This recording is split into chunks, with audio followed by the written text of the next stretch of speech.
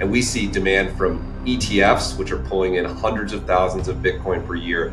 Corporations, as we discussed, also purchasing hundreds of thousands of Bitcoin, and governments purchasing, in our view, hundreds of thousands of Bitcoin. As the structural demand supply imbalance plays out in the market, it's exhausting the available supply. We think we're close to breaking out to do all-time highs. And when we do, we think, the market could run all the way up to 200,000. We think the demand from institutional investors and corporations and governments around the world are enough to lift this market much higher. It is just a fantastic setup for Bitcoin right now, with worries about the dollar, growing institutional demand. I think it's going to be a fantastic second half of the year. Hougan begins by highlighting a significant shift in corporate behavior. Companies around the world are rethinking where they store their cash. Traditionally, multinational corporations have parked their excess cash in U.S. dollars or short-term treasuries. But with growing concerns over fiscal deficits, inflation, and unchecked money printing, that strategy no longer seems prudent. Instead, these companies are increasingly turning to Bitcoin. Please take a little time to like this video, subscribe to the channel, and turn on post notifications for more videos like this. You can also check out our other videos on cryptocurrencies and the overall digital asset space and drop your comments and observations in the comments section below. Everything you do helps with the YouTube algorithm and immensely contributes to the channel's growth. Thanks and enjoy the video. We think this is a mega trend, by the way, that's going to accelerate into the future. One, of course, is increased worries about the dollar. Corporations globally are sitting on records amount of cash, and what they've historically done is park it in short-term US treasuries or, in fact, in cash accounts. But with the huge money printing and growing deficits, that no longer seems like a valid approach. They need another way to protect their wealth from degradation, and they're turning to the best horse in that race, which is Bitcoin. Beyond that, the investing audience has just recognized that this is a positive strategy. And so companies are being rewarded for taking this bold step of putting Bitcoin on their balance sheet. We think there will ultimately be thousands of companies that do this. We think we're in inning 1 or 2 of this mega trend period, but you're seeing it accelerate over time. It's very exciting. Look, for crypto to really reshape how the world's global finance works, which is the market we're going after. That's how crypto goes from $3 trillion to a $30 trillion market. We have to be at the center of how global finance works. We need to rest on a strong foundation. Right now, crypto regulation in the US, which is the world's economic center for better or worse, rests on executive orders and legal interpretations. There's no laws that protect it for the long term. If we look back at the history of technology, we've seen major laws set the standard that allowed for technologies like the internet to grow and dominate the market. We need the same thing in crypto. And the fact that we made it through the Senate, at least onto the floor, we passed the most difficult hurdle, tells me that we're going to get there. If we do get there, I think we're looking at the longest and most sustained bull market that crypto has seen. I think it takes us up a major leg in terms of what crypto can do. Just because Bitcoin is volatile, when you add it to a portfolio mix, it doesn't increase the volatility of the portfolio overall because it's not correlated with stocks and bonds, right? That's the famous free lunch of investing. When you add a non-correlated asset, it can improve your risk-adjusted returns without increasing your volatility.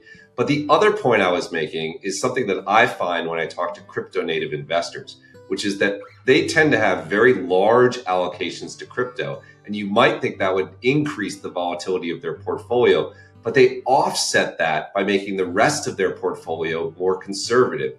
Because they're taking a big bet on crypto, they don't need to take as big a bet on equities or on bonds. They can hold a significant amount of cash.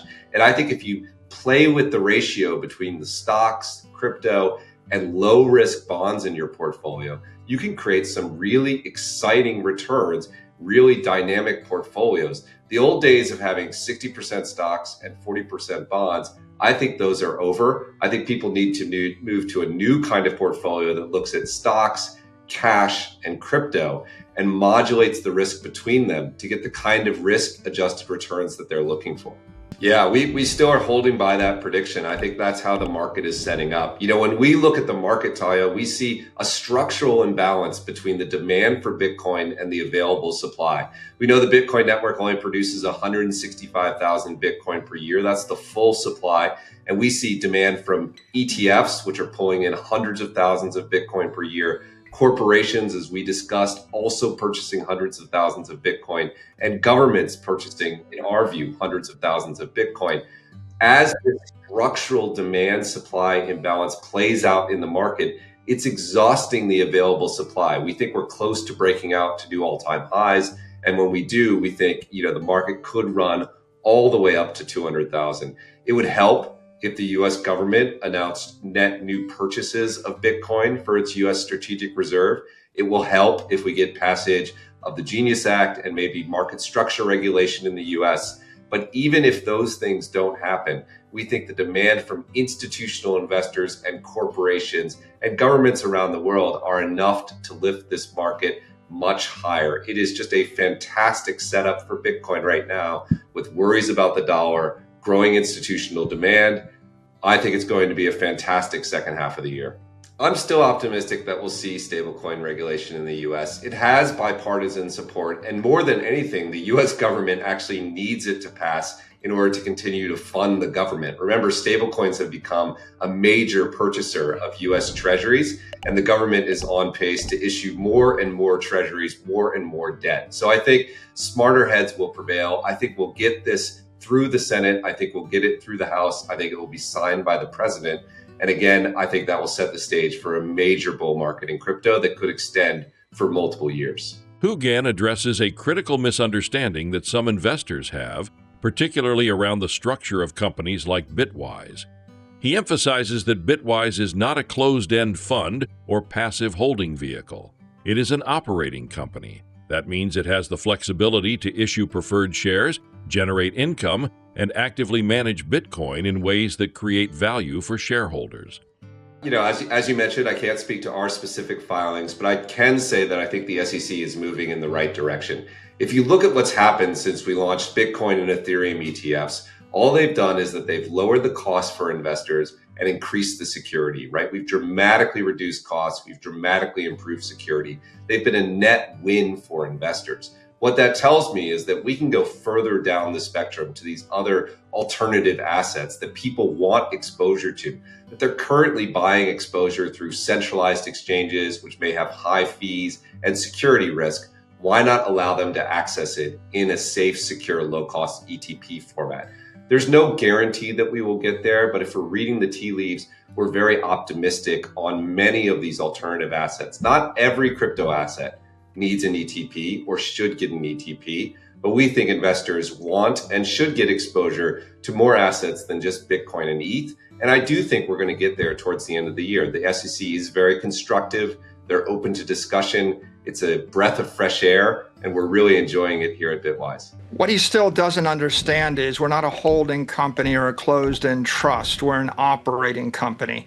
So when we issue, trust can't leverage the Bitcoin. They can't issue preferred shares. They can't issue permanent shares of equity at a premium. We can.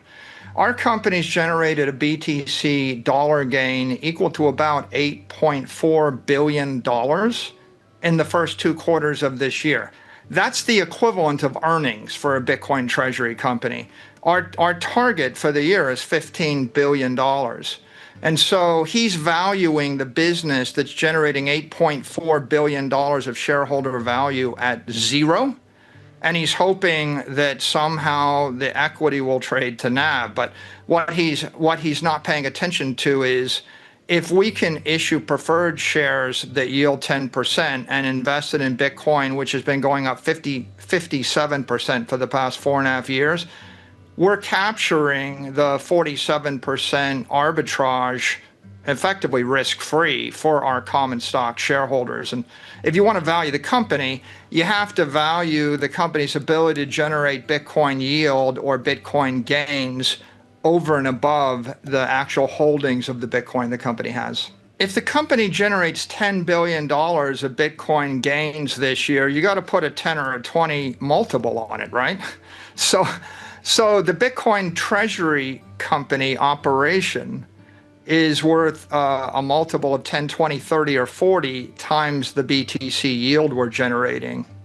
That's the number one source of value for the operating business. And then the company also has $60 billion plus worth of Bitcoin. And I would say to investors, look at it that way. A BTC dollar gain is like our earnings equivalent.